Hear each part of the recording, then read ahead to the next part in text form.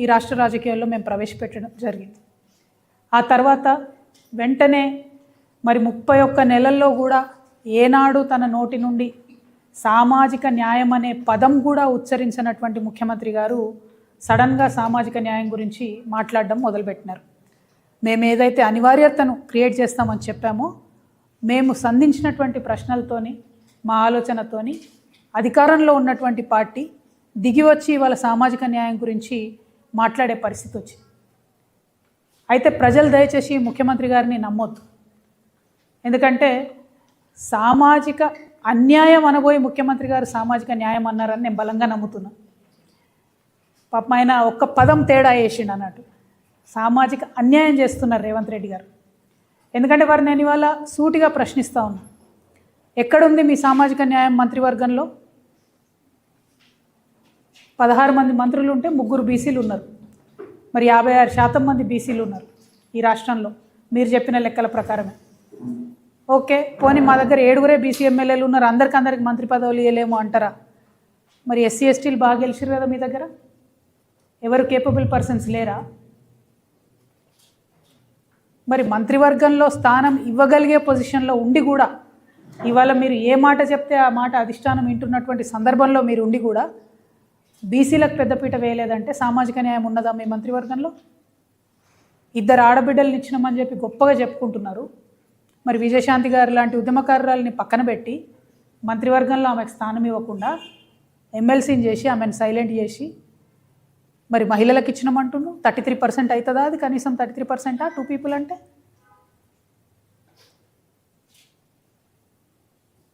మీరు మొన్న చైర్మన్స్ ఇచ్చిండ్రు, అడ్వైజర్స్ ఇచ్చిండ్రు. అడ్వైజర్స్లో ఇవాళ ప్రజల్ని నేను రిక్వెస్ట్ చేస్తున్నా, ఈ విషయం బాగా గమనించాలి.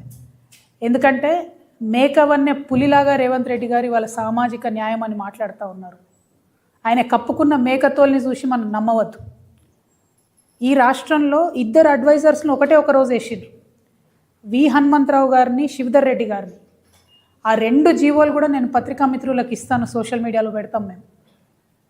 వి హనుమంతరావు గారి సీనియారిటీ ఏంటిది, అది ఎందుకు తక్కువ, శివధర్ రెడ్డి గారిది వారి సర్వీసు మరి ఎందుకు ఎక్కువనో నాకు తెలియదు. కానీ వి హనుమంతరావు గారికి ఇచ్చిన జీతం ఎంత, శివధర్ రెడ్డి గారికి ఇచ్చిన జీతం ఎంత, జీవోలు చూడండి. వి హనుమంతరావు గారికి ఇచ్చిన ర్యాంక్ ఏంది, శివధర్ రెడ్డి గారికి ఇచ్చిన ర్యాంక్ ఏంది?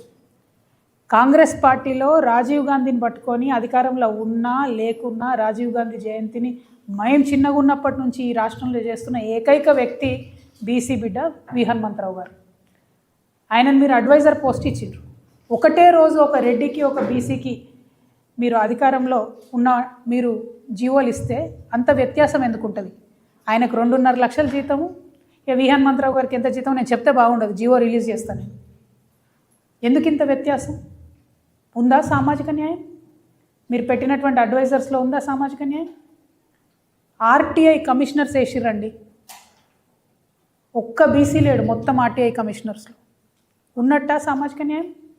మళ్ళీ అదే ఆర్టీఐ కమిషనర్ గారి భార్య, ఆమెకు సినిమాలతో సంబంధం ఉండదు, ఆమెను చిత్రపురి కాలనీ అని ఒకటి ఉంటుంది, ఆడ ఇల్లులు కట్టి పేద సినీ కార్మికుల కోసం ఇస్తారు, దానిలో ఆమె మెంబర్ ఉంటుంది.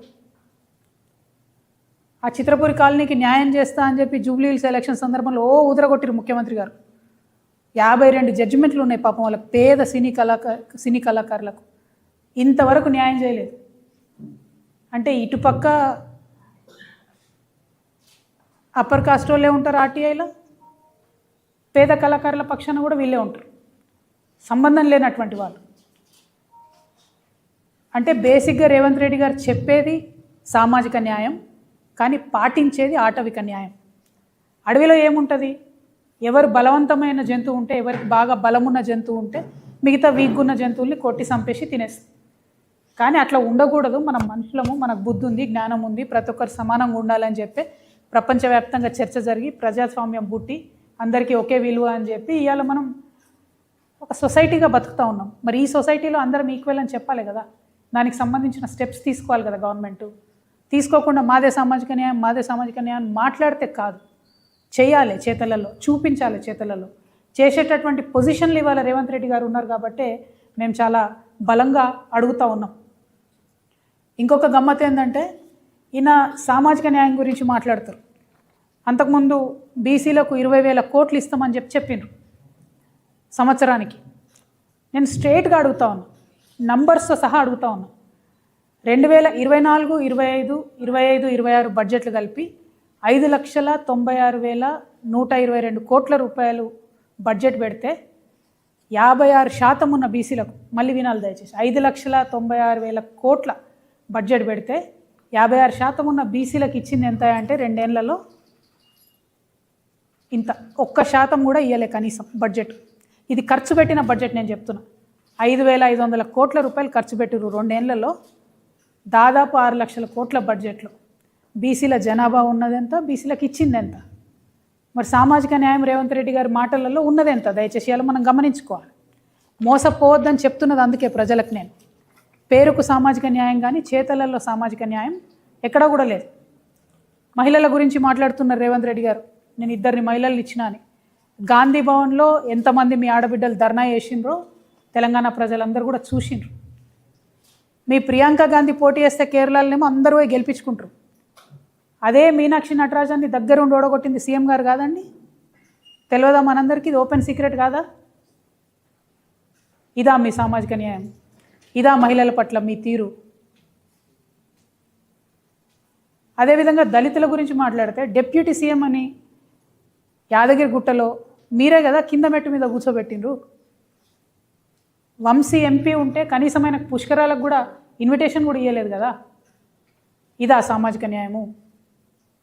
బీసీ మంత్రులు ఉన్నారండి, మా ముదిరాజ్ ముద్దుబిడ్డ వాకిటి శ్రీహరి, ఆయనను పొంగులేటి గారు ఎట్లా అవమానపరిచిరో చూడలేదా?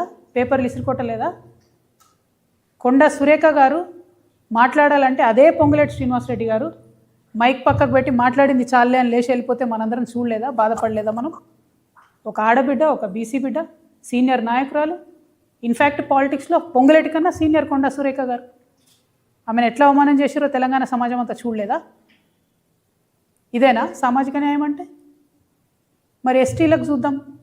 లంబాడా మినిస్టర్ లేనటువంటి క్యాబినెట్ ఇంతవరకు లేదు ఉమ్మడి ఆంధ్రప్రదేశ్ చరిత్రలో, ఒక్క మీద్ తప్ప. మైనార్టీలు చూద్దాం.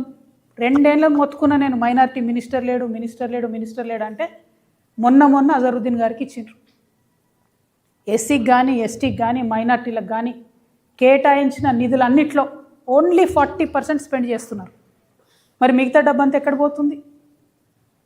ఇంకా గమ్మత్ ఏంటంటే కాంగ్రెస్ పార్టీలో క్రమశిక్షణ చర్యలు తీసుకుంటారు. అప్పర్ కాస్ట్ వాళ్ళు మాట్లాడితే ఒక రకం చర్యలు ఉంటాయి, బీసీలు ఎస్సీలు మాట్లాడితే ఇంకో రకం చర్యలు ఉంటాయి. ఇది వాస్తవం కాదా? చూస్తలేము అందరం. ఇంకా ఏం సామాజిక న్యాయం గురించి మాట్లాడుతున్నారు మీరు? ఎట్లా నమ్మాలా తెలంగాణ ప్రజలు మిమ్మల్ని? నేను అందుకే చెప్తా ఉన్నా, రేవంత్ రెడ్డి గారు సామాజిక న్యాయం గురించి మాట్లాడడం అంటే మేకవన్నే పులిలాగానే, నేతి బీరకాయలో నెయ్యి ఎంత ఉంటుందో రేవంత్ రెడ్డి గారి మాటలలో సామాజిక న్యాయం కూడా అంతే ఉంటుందని దయచేసి బీసీ ఎస్టీ ప్రజలు కూడా గమనించుకోవాలని నేను కోరుతున్నా. ఇదంతా ఒక లెక్క అయితే ఇవాళ మొత్తం దేశమంతా కూడా మన తెలంగాణ గురించి కథలుగా చెప్పుకుంటున్నారు. ఎట్లా అంటే అనగనగా ఒక సీఎం ఉండేనట, ఆ సీఎం 7 అన్నదమ్ములట. పొద్దుగాని లేచి ఈ 7 కూడా 7 దిక్కులు వేటపోతారట. ఎవరికి ఎక్కువ ఎక్కడ భూములు కనబడితే ఆ రోజు సాయంత్రం వచ్చి మళ్ళీ కూర్చొని, ఇగో నేను గిడ 500 కబ్జా పెట్టినా, నువ్వు గిడ 200 కబ్జా పెట్టినావు అని ఇలా మొత్తం రేవంత్ రెడ్డి గారి 7 బ్రదర్స్ 7 దిక్కులలో ఉన్న మొత్తం భూమాతను కూడా చెరబడుతున్న పరిస్థితి. రేవంత్ రెడ్డి గారిని వారి యొక్క రౌడీ ముఠాని, ఈయనకు బాగా రియల్ ఎస్టేట్ తెలుసు, ఏదో రియల్ ఎస్టేట్ ఉద్ధరిస్తాడంటే పొద్దుగా లేచిన దగ్గర నుంచి భూమిని దొంగతనం చేయడం తప్పితే రేవంత్ రెడ్డి గారు చేస్తున్నది ఇంకోటి లేదు. పేదవాళ్ళ దగ్గర గుంజుకోవాలి, దాన్ని పెద్దవాళ్ళకి ఇవ్వాలి. అందుకే చెప్తా ఉన్నా, ఇది రేవంత్ రాక్షస రాజ్యం నడుస్తుంది తెలంగాణలో, RRR నడుస్తుంది తెలంగాణలో, RRR పాలన, రేవంత్ రాక్షస రాజ్యం నడుస్తుంది. ఇంకా కామెడీ ఏంటంటే మనకు పాతకాలంలో అడ్వర్టైజ్మెంట్లు వస్తుండే,